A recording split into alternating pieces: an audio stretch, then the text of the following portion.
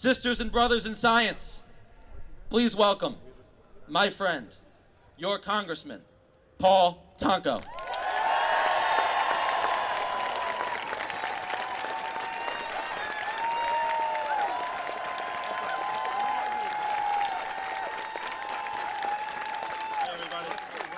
Whoa, what a crowd, what a crowd, what a crowd.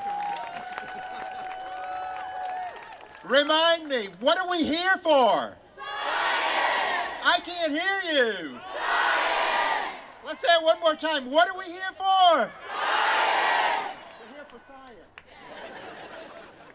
Thank you, everybody. Thank you, Kate Shelley, for the invitation to join today. Thank you to you and all of the organizers. Let's hear it for the organizers.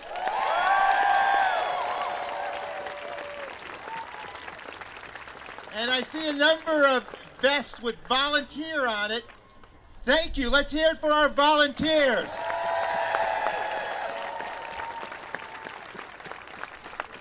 And let's hear it for our scientists who are here today.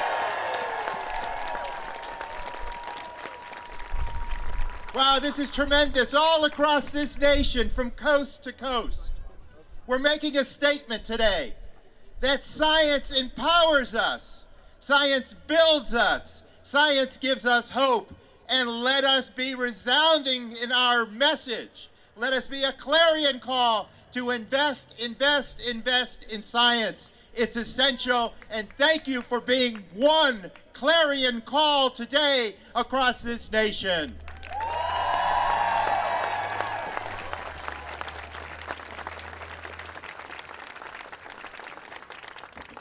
Thank you. Listen, we cannot stand silent as investments in research and education are cut, and cut deeply.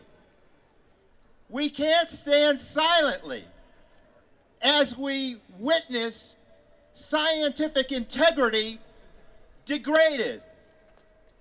We can't stand silent when we witness that federal science programs are threatened to be eliminated or compromised. Will we be silent? No! I couldn't agree more. And what an awkward time to present such un-American, immoral behavior when the rest of the world is investing in science, in research, in innovation. And as they do that, our attempts, or those of some in our society, to pull us backward will result in tremendous harm. We will lose our great pace of moving forward and investing in a new economy and bridging us to progress of untold dimension as we move forward as strong supporters of science. Let us not let this happen. Let us go forward with the soundness of thinking. Let us understand that the basic idea of inquiry must be free, and facts and evidence do indeed matter.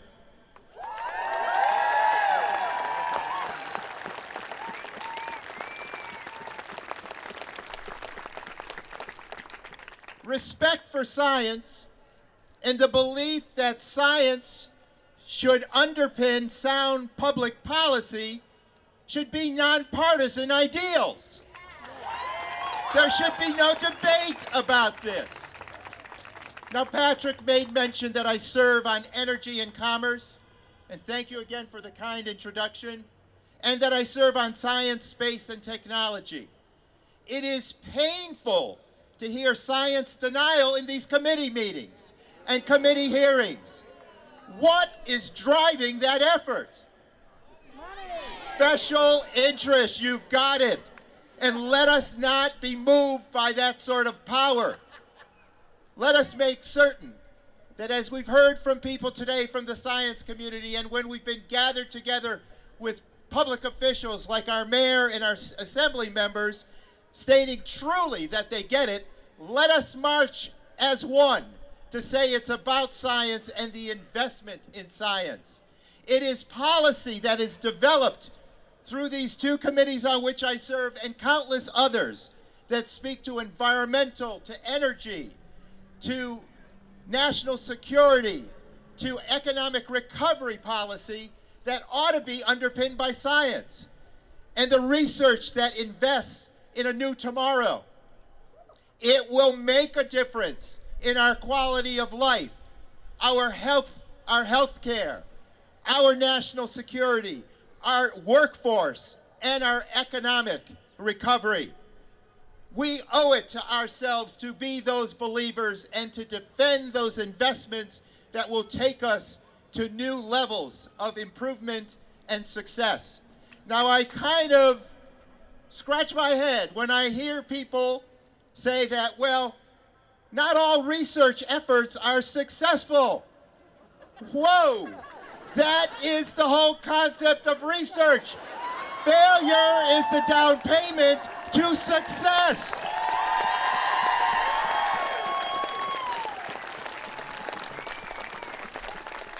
Think of it. We have challenges before us, tasks that need to be addressed. We need to reduce carbon pollution in our society. We need to address climate change. We need to find cures for illnesses like cancer. We need to understand that from A to Z, from Alzheimer's to Zika virus, research can make the difference. Research can take us and deliver hope and prosperity. It is about quality of life when we talk about science. I am so angry and frustrated by science denial that I have drafted a bill that I want to share with you today. H.R. 1358. 1358. It's the Scientific Integrity Act. And it says that federally funded research for science cannot be meddled with through political processes, through political games, and through special interests. It must be off limits. And how we do that is require that every federal agency either build upon or establish those networks, those forces within their agency that will be the oversight, the watchdogs, that will call those agencies to task when they discredit, misrepresent, suppress, or politicize the results of federally based research. Let's go forward with scientific integrity. So today we march.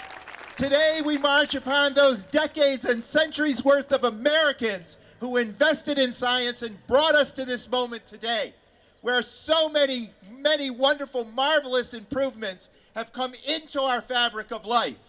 We don't want to stop that road of progress. We want to walk down and marshal the forces together in a march that say we will not take this denial any longer. We will push the process in Washington. We will tell the administration it's about progress, it's not about denial, and we will go forward and be a prosperous, successful, healthier, stronger people here in the U.S., and we will share that progress with the world. Thank you, everybody. Let's go fight for science.